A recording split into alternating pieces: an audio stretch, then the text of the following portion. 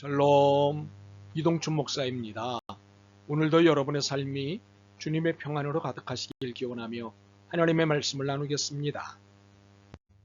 오늘 주시는 말씀은 시편 131편 1절로부터 3절의 말씀입니다.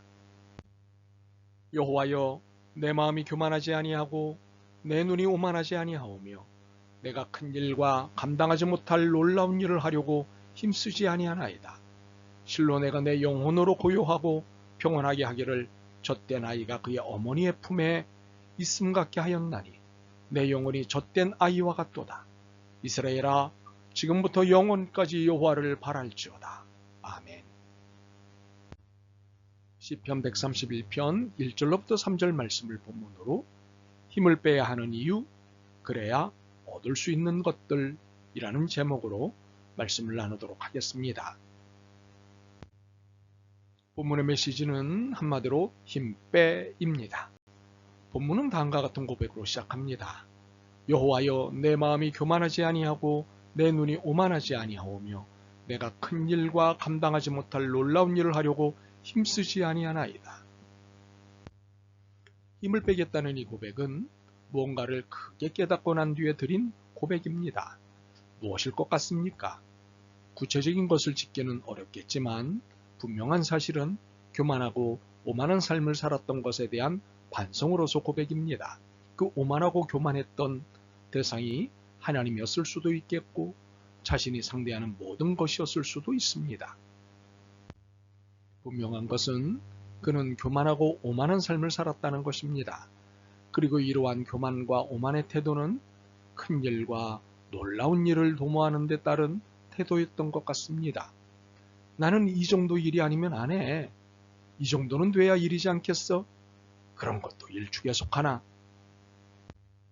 도대체 시편 기자는 어떤 사람에게 이런 교만하고 오만한 태도를 거침없이 보였던 것일까요? 다윗 왕입니다.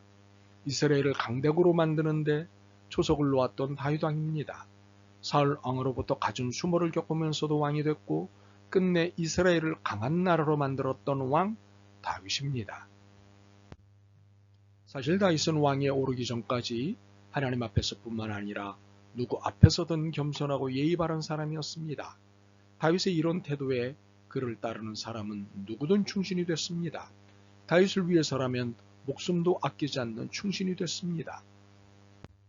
그런데 왕위에 오르고 난 뒤 달라졌습니다. 자신의 지위와 권력을 이용해 욕망을 채우는 일을 했습니다. 특히 오늘 본문과 관련해서 성전을 세우는 일에 욕망을 태웠습니다.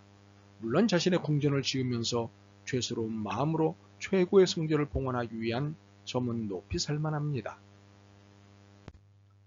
그러나 전쟁에서 피 묻힌 손으로 자기 의에 자부심 가득한 태도로 성전을 짓겠다고 한 것은 무엇보다도 교만한 태도였고 오만함이었습니다.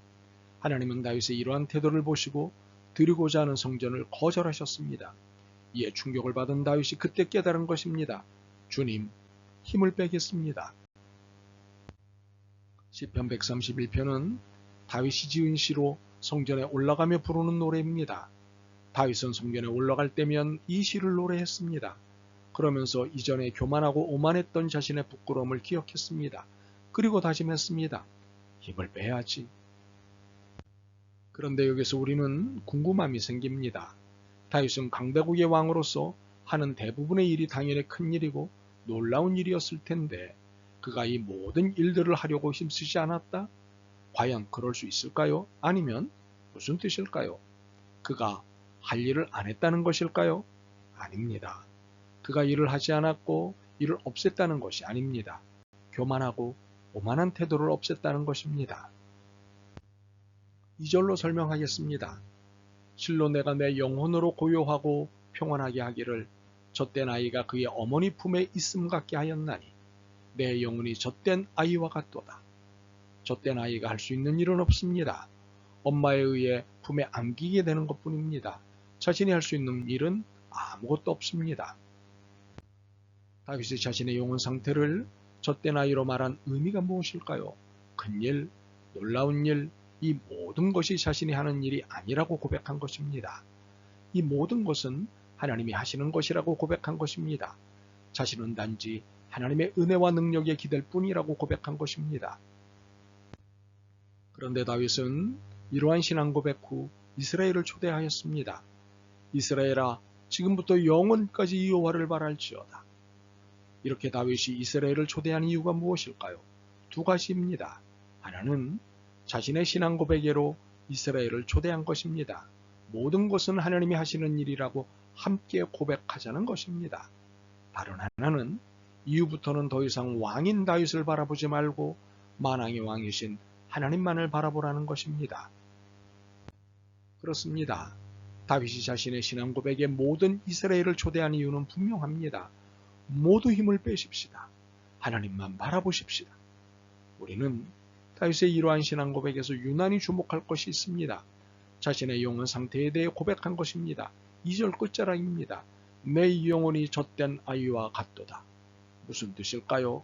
젖을 떼고 배부른 아이의 만족함, 그리고 품속에서의 평온함과 같다는 것입니다. 그렇습니다. 하나님의 품에서의 배부름, 만족함, 그리고 평온함을 고백한 것입니다. 하나님이 주시는 것으로 배부르기에 부족함이 없는 만족감, 그리고 그 품에 거하는 평온함, 바로 이것이 다윗의 고백이었습니다. 이는 자신의 삶에서 모든 힘을 뺐기 때문에 누릴 수 있는 것들이었습니다. 시절이 엄중합니다. 우리가 이 시절의 신앙을 지키고 바르게 사는 길은 단 하나입니다. 힘 빼기입니다. 힘 빼기는 하나님만 바라보는 것입니다. 힘 빼기는 하나님만 인정하고 하나님만 고백하는 것입니다. 참으로 이 말씀에 우리 모두 순복했으면 좋겠습니다. 아멘. 주님, 힘을 빼는 신앙인으로 성장하게 하옵소서. 오직 주님께만 인정받는 신앙인으로 성장하게 하옵소서. 예수 그리스도의 이름으로 기도드립니다. 아멘. 오늘도 여러분의 믿음과 삶을 응원합니다. 사랑합니다.